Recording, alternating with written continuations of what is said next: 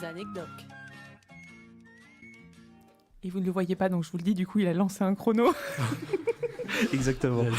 Alors bonsoir à tous. Alors on sort des fêtes, donc on va rester un peu dans le thème. Donc ce que je vais vous proposer, c'est que je vais décrire une annonce qui a été postée donc par l'université de Cambridge en Angleterre pour un doctorat en fait en août 2014. Donc c'est pas tout récent.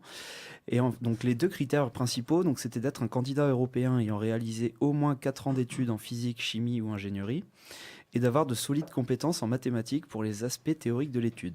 Donc là, j'attends vos questions. Donc je vous dis juste qu'il y a un rapport avec les fêtes.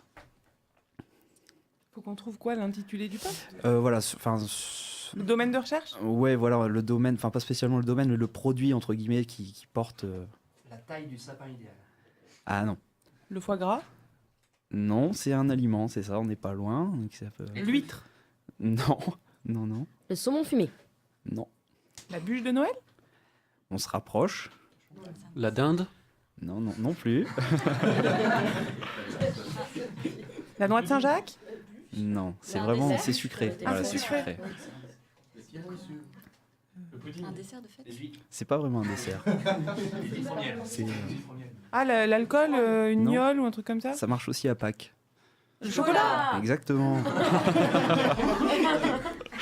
Donc oui, donc en fait c'était un doctorat qui portait sur l'étude de la thermostabilité du chocolat. Donc en fait sa température de fusion est proche de celle du corps humain.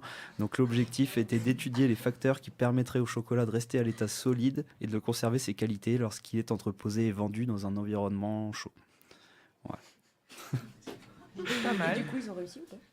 Et j'ai pas la réponse, donc la thèse doit toujours être en cours, mais faut y croire. Hein.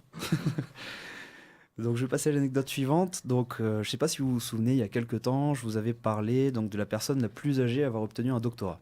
Donc à l'inverse, d'après vous, quel âge a la personne la plus jeune à avoir obtenu un doctorat? 16 ans. Un peu plus quand même. 20 ans. 17. 20 ans. Non, 20 ans, c'est Moins- trop vieux. Moins de 20 ans. 18. 18 ans. Exactement. Alors là, accrochez-vous. Hein. Parce que c'est Sho Yano, donc un prodige américain qui a un QI proche de 200.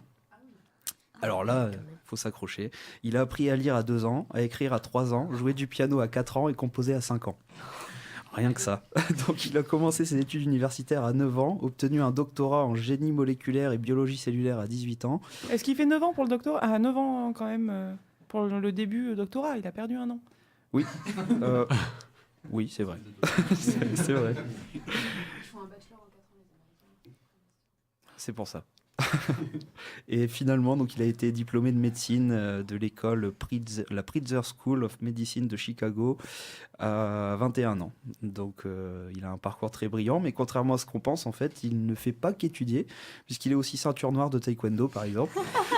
Voilà. Et alors, c'est peut-être une histoire de famille, par contre, parce que sa sœur a obtenu donc un bac de biologie à l'âge de 15 ans. Ah oui. Et du Oh, coup, c'est tu sais tard. ce qu'il fait maintenant dans la vie ? Je ne sais pas.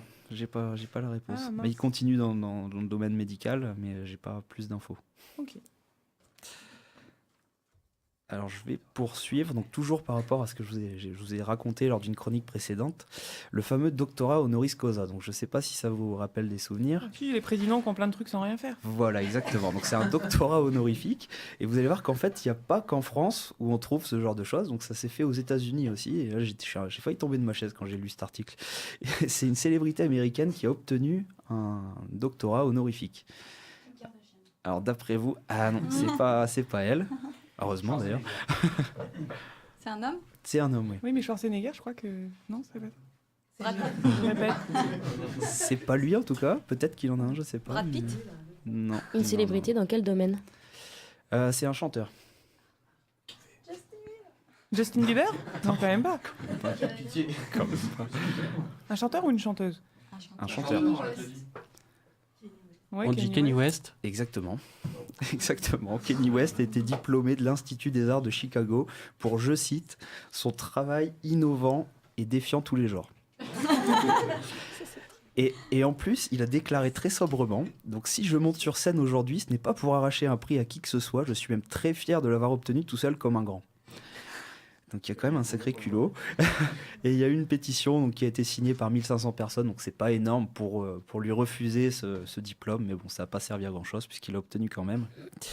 Alors je sais pas ce que vous en pensez, mais si on s'inspire de ça en France, je sais pas, on pourrait peut-être le donner à Maître Gims par exemple. Sinon, Antoine aura peut-être sa thèse, vu qu'il aime bien chanter à la radio. Ah, c'est une bonne idée. Enfin, et je vais terminer donc par une VDM. Donc, je sais pas si, ouais, une petite anecdote, on va dire aussi. Donc aujourd'hui, en doctorat depuis bientôt 2 ans, mon co-directeur de thèse vient d'apprendre qu'il m'encadre alors qu'il a participé 6 mois plus tôt à mon comité de thèse. VDM. J'en profite pour lui passer le bonsoir.